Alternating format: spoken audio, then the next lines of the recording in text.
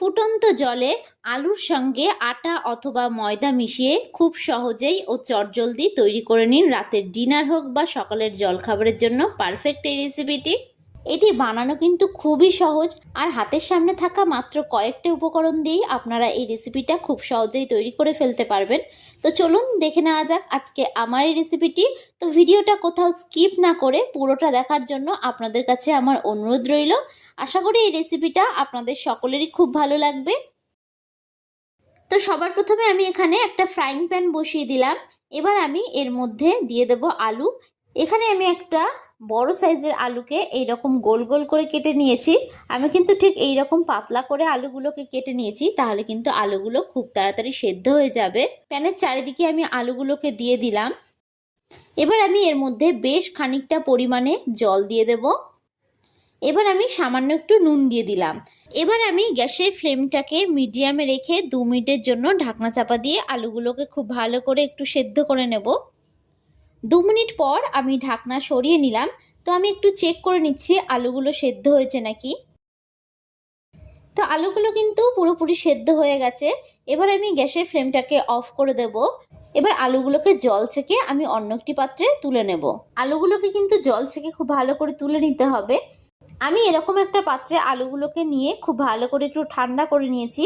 এবার আমি হাত দিয়ে আলুটাকে খুব ভালো করে একটু ম্যাশ করে নেব।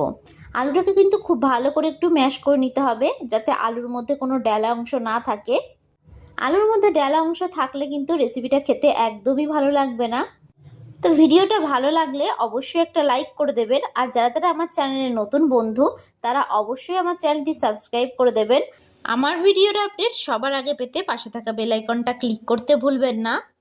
আর যারা যারা ফেসবুক থেকে দেখছেন তারা রনিতাস ফুড প্লেস পেজটিকে ফলো করে দেবেন। তো এইভাবে কিন্তু আমি হাত দিয়ে আলুটাকে খুব ভালো করে একটু ম্যাশ করে নিয়েছি। ঠিক এই রকমভাবে কিন্তু আলুটাকে একটু ম্যাশ করে নিতে হবে। এবার আমি এর মধ্যে অ্যাড করে দিচ্ছি কুচনো পেঁয়াজ। আমি কিন্তু এখানে মিহি করে পেঁয়াজটাকে কুচিয়ে নিয়েছি। এবার আমি ঝালের জন্য অ্যাড করে দিলাম কাঁচা লঙ্কা কুচি, ও আমি দিয়ে দিচ্ছি এখানে লঙ্কার গুঁড়ো। ঝালটা কিন্তু অবশ্যই আপনারা একটু বুঝে দেবেন, যেহেতু কিন্তু আমি অলরেডি ঝালের জন্য কাঁচা লঙ্কা একটুখানি দিয়েছি। এবার আমি দিয়ে দিচ্ছি গরম মশলার গুঁড়ো, ও দিয়ে দিচ্ছি আমি এর মধ্যে স্বাদ মতো নুন। নুনটা অবশ্যই আপনারা আপনাদের স্বাদ অনুযায়ী দেবেন। এবার আমি এর মধ্যে দিয়ে দিচ্ছি হলুদ গুঁড়ো। এবার একটা স্প্যাচুলার সাহায্যে আমি এই সমস্ত উপকরণগুলোকে খুব ভালো করে একটু মিশিয়ে নেব। আমি কিন্তু সবসময় ঘরে থাকা উপকরণগুলো দিয়েই রেসিপিগুলো তৈরি করার চেষ্টা করি, যাতে আপনাদের রেসিপিগুলো তৈরি করতে কোনো অসুবিধা না হয়। এইভাবে কিন্তু খুব ভালো করে আমি আলুর মধ্যে সমস্ত উপকরণগুলোকে মিশিয়ে নেব। তো দেখুন খুব ভালো করে কিন্তু আমার মেশানো হয়ে গেছে। এবার আমি এর মধ্যে অ্যাড করে দেব ময়দা। তবে আপনারা কিন্তু এখানে ময়দার পরিবর্তে আটা দিয়েও রেসিপিটা করতে পারেন। এবার এটাকে খুব ভালো করে আমি একটু মিশিয়ে নেব। আমি এর মধ্যে কিন্তু সামান্য সামান্য পরিমাণে জল দিয়ে এটাকে খুব ভালো করে একটু মিশিয়ে নিচ্ছি। জলটাকে কিন্তু একেবারে দেবেন না, সামান্য পরিমাণে করে দিয়েই তারপরে কিন্তু এই ব্যাটারটা গুলে নেবেন।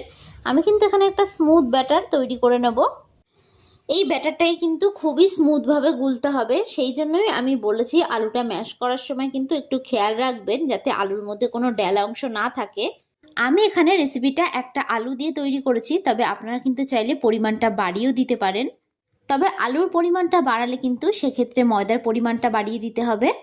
আর এখানে কিন্তু কোনো প্রকার ঠান্ডা বা গরম জল আমি ব্যবহার করছি না, আমি এখানে রুম টেম্পারেচার রাখা জলই দিয়ে দিচ্ছি। তো আমার এই রেসিপিটি আপনাদের কাছে কেমন লাগলো অবশ্যই কিন্তু আমাকে কমেন্ট বক্সে জানাতে ভুলবেন না। আমি এখানে একটা হ্যান্ড মিটারের সাহায্যে কাজটা করে নিয়েছি, তবে আপনাদের হাতের সামনে যদি হ্যান্ড মিটার না থাকে তবে কিন্তু আপনারা যে কোনো চামচ বা হাতা দিয়েও গুলতে পারেন। তো আমি ব্যাটারের ঘনত্বটা আপনাদেরকে দেখিয়ে দেব। ব্যাটারটা কিন্তু খুব বেশি ঘন করেও গুলবেন না, আবার খুব বেশি পাতলা করেও গুলবেন না। তো এইভাবে কিন্তু খুব ভালো করে আমি একটু গুলে নিয়েছি। তো আমি এইবার আপনাদেরকে ব্যাটারের ঘনত্বটা দেখাচ্ছি। ঠিক দেখুন ব্যাটারটা কিন্তু খুব বেশি ঘনও হয়নি, আবার খুব বেশি পাতলাও হয়নি। ঠিক এই রকমভাবে ব্যাটারটা গুলে নেবেন, তাহলে কিন্তু সবকটা রেসিপি একদম পারফেক্ট হবে। আর এই রেসিপিটি একবার তৈরি করলে কিন্তু আপনার কাছে বারবার রিকোয়েস্ট আসবে। তো এটা আমার গোলা হয়ে গেছে। অন্যদিকে আমি একটা ফ্রাইং প্যান বসিয়ে দিয়েছি। ফ্রাইং প্যানটাকে খুব ভালো করে আমি গরম করে নিয়েছি। এবার আমি একটা ব্রাশের সাহায্যে এর মধ্যে সামান্য পরিমাণে একটু তেল ব্রাশ করে দিলাম। এবার গ্যাসের ফ্লেমটাকে মিডিয়ামে রেখে আমি এর মধ্যে আগে থেকে যে ব্যাটারটা গুলে রেখেছিলাম সেটা 1 হাতা পরিমাণে দিয়ে দেব। এবার হাতার পেছন থেকে আমি একটু চারিদিকে ঠিক এই রকমভাবে একটু ছড়িয়ে দেব। গ্যাসের ফ্লেমটাই কিন্তু এই অবস্থায় একটু মিডিয়ামেই রাখবেন। এবার ওপরটা টেনে আসা পর্যন্ত একটু অপেক্ষা করব। তো কোনো রকম বেলা ও মাখার ঝামেলা ছাড়াই আমি কিন্তু আজকে আলুর এই পরোটার রেসিপিটি আপনাদের সঙ্গে শেয়ার করলাম।